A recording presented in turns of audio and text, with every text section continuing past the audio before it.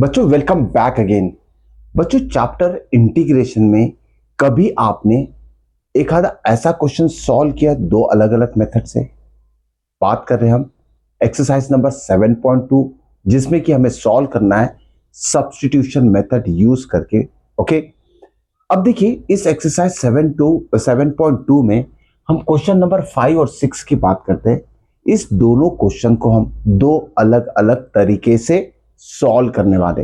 पहला मेथड है substitution method और दूसरा फॉर्मूला यूज करके। दोनों में से जो भी आसान तरीका लगेगा आपको उसे आप अप्लाई कर सकते हैं। चलिए देखते हैं क्वेश्चन क्या दिया है।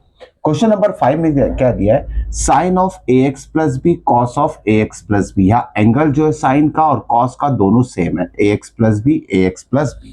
ठीक है, अब जब टर्म्स या गिवन फंक्शन या ट्रिग्नोमेट्रिक फंक्शन दिया है इसको हमें इंटीग्रेट करना है तो हम सबसे पहले क्या करेंगे, let I is equal to integration of what, जो गिवन टर्म है उसे लिख लेते हैं, होल डी एक्स लिख लेते हैं। और दोनों टर्म जो है ना साइन और कॉस इनटू के फॉर्म में या डॉट आप इमेजिन कर सकते हैं। ठीक है, तो चलिए पहले हम सब्स्टिट्यूशन मेथड से इसे सॉल्व करते हैं।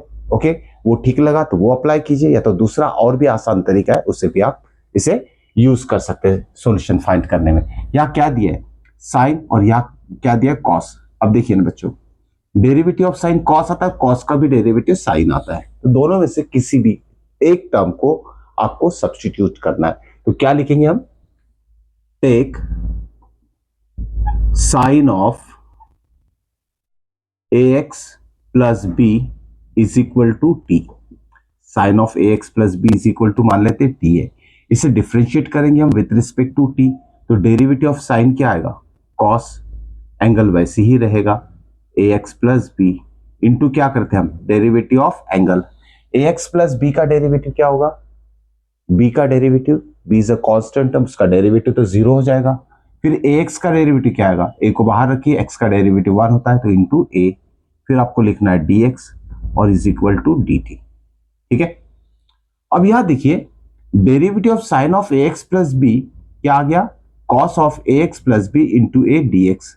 Okay, cos ax plus B into dx ये हमारे पास है ऑलरेडी, a नहीं है। ठीक है, तो a को आप इधर भेज दीजिए, क्या हो जाएगा, cos of ax plus B into dx is equal to ये हो जाएगा dt अपॉन a। अब यह cos of ax plus B dx की जगह आप dt बाय a लिख सकते हो और इसकी जगह t लिखना है आपको। देयरफॉर i क्या हो जाएगा आपका, देखिए integration of what is this t, इसकी जगह हम t लिख लेंगे, और cos of ax plus B dx की जगह क्या लिखेंगे हम, dt upon a, dt upon a। एक कांस्टेंट है 1 अपॉन a को आप बाहर निकाल लीजिए, इंटीग्रेशन के बाहर ब्रैकेट में रहेगा t dt। ठीक है, अब इसको इंटीग्रेट कर लीजिए, इंटीग्रेशन ऑफ t क्या हो जाएगा, टी स्क्वायर बाय 2। जब इंटीग्रेशन ले लिया तो कांस्टेंट ऑफ इंटीग्रेशन यहां हम ऐड कर लेंगे। अब इसका फाइनल आंसर क्या आएगा, टी स्क्वायर अपॉन 2a। ठीक है, इसका आंसर क्या आएगा, t square upon 2a plus c. ठीक है, उसके बाद और आगे की स्टेप t की वैल्यू हमें रिसब्स्टिट्यूट करना पड़ेगा। t क्या है हमारे पास, sine of A x plus b, तो यहाँ क्या लिखेंगे, टी स्क्वायर है तो ये हो जाएगा साइन स्क्वायर, साइन स्क्वायर ए एक्स प्लस बी, और डिवाइडेड बाय क्या है 2a, 2a को वैसे ही लिखना है, plus constant of integration c apply कर देना है। तो ये हो गया सब्स्टिट्यूशन मेथड। इसी क्वेश्चन को अगर आपको दूसरे मेथड से सॉल्व करना है तो कैसे करेंगे देख लेते हैं। दूसरा मेथड, उसके लिए आपको एक ट्रिग्नोमेट्रिक फॉर्मूला याद में रखना है, बहुत सिंपल है। ठीक है, वो ट्रिग्नोमेट्रिक फॉर्मूला पहले डिस्कस कर लेते हैं। अब हमारे पास एक ट्रिग्नोमेट्रिक फॉर्मूला है, sine of 2 theta. Sine 2 theta की वैल्यू क्या होती है, 2 sine theta into cos of theta. ठीक है ना, साइन 2 थीटा की वैल्यू क्या होती है, 2 sine theta into cos of theta. Okay, मतलब यह साइन और क्रॉस मल्टीप्लीकेशन फॉर्म में है और इंटू 2 भी है यहाँ, इस 2 को इधर भेज दीजिए, क्या हो जाएगा ये sine of 2 theta whole divided by 2 is equal to ये हो जाएगा sine theta into cos of theta. ठीक है, मतलब sine theta into cos theta को हम क्या लिख सकते हैं, साइन 2 थीटा बाय 2।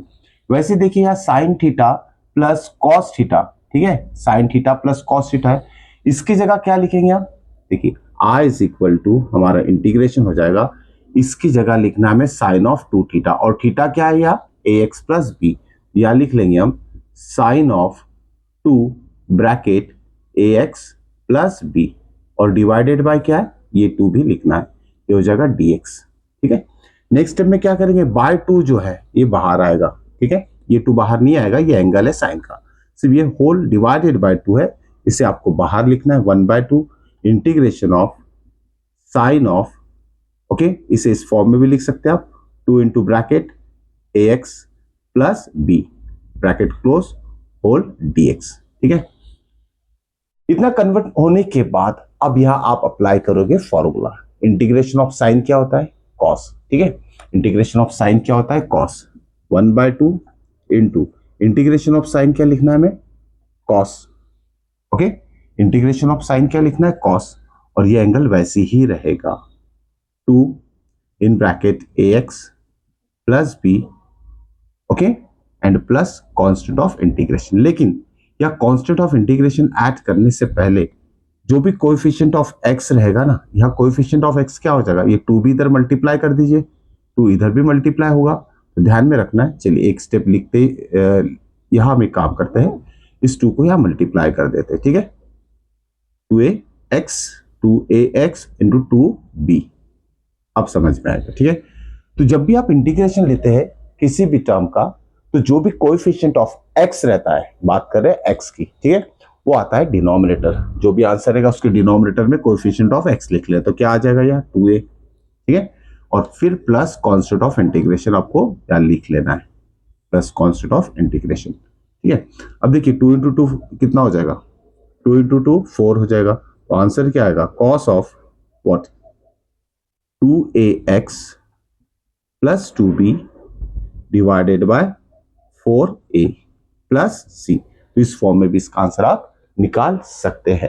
ठीक है, भले डिफरेंस नजर आ रहा होगा आप इस आंसर में और सब्स्टिट्यूशन मेथड में, लेकिन दोनों मेथड करेक्ट है। ओके, ध्यान दीजिएगा, इस तरीके से आप इस क्वेश्चन को सॉल्व कर सकते हैं। अब बारी है क्वेश्चन नंबर 6 की। ठीक है, अब बारी है क्वेश्चन नंबर 6 की। यहां क्या दिया, root of A x plus b, इसे भी क्या कंसिडर कर लेते हैं, let I is equal to given question, integration के फॉर्म में लिखेंगे dx लिख लेंगे। ठीक है, अब इसे देखिए सब्स्टिट्यूशन मेथड से कैसे सॉल्व करेंगे, रूट के अंदर जो भी टर्म है उसकी वैल्यू हमें t कंसीडर करना है, तो क्या लेंगे हम यहाँ, लेट और take ax plus b is equal to t।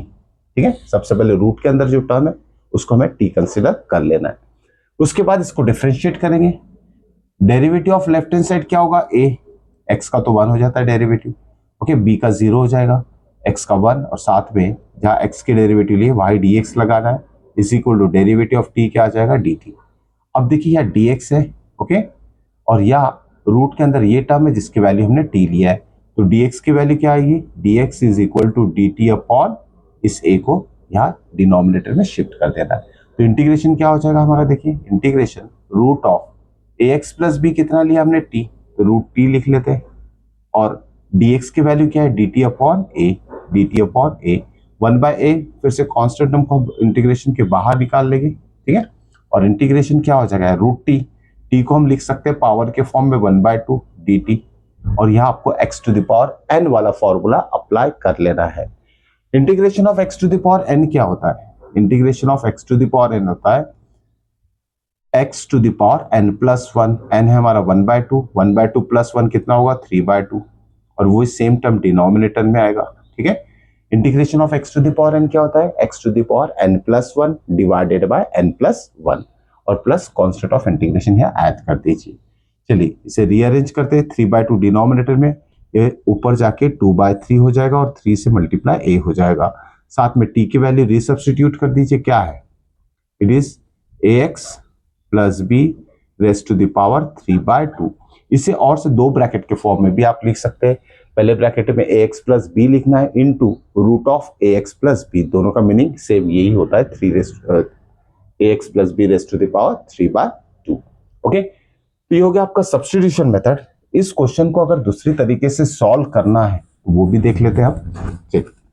देखिए क्या दिया है, integration of root ax plus b, अगर आपको डायरेक्ट फॉर्मूला अप्लाई करना है, देखिए बच्चों, जब भी टर्म में सिंगल एक्स है, single x, x square x cube नहीं चलेगा, एक्स है तो ये इस फॉर्म में आ जाएगा, इंटीग्रेशन ऑफ रूट एक्स के फॉर्म में आएगा ये, ठीक है। एक्स यहाँ दिया है तो ये और ये फॉर्म दोनों सेम है, सिर्फ कांस्टेंट टर्म यहाँ ऐड किए गए, जैसे ए एक्स और ए और बी, ठीक है। तो इंटीग्रेशन ऑफ रूट एक्स क्या होता है, integration of root x dx क्या होता है पहले समझ लेते हैं। इंटीग्रेशन ऑफ रूट एक्स को हम लिख सकते हैं x to the power 1/2 dx, या x to the power n formula apply कीजिए, क्या हो जाएगा x to the power n plus 1 मतलब 3/2 अपॉन 3/2, और ये 3/2 इधर जाके क्या हो जाएगा 2/3 एक्स टू द पावर 3/2, ये आंसर आ जाएगा, ठीक है।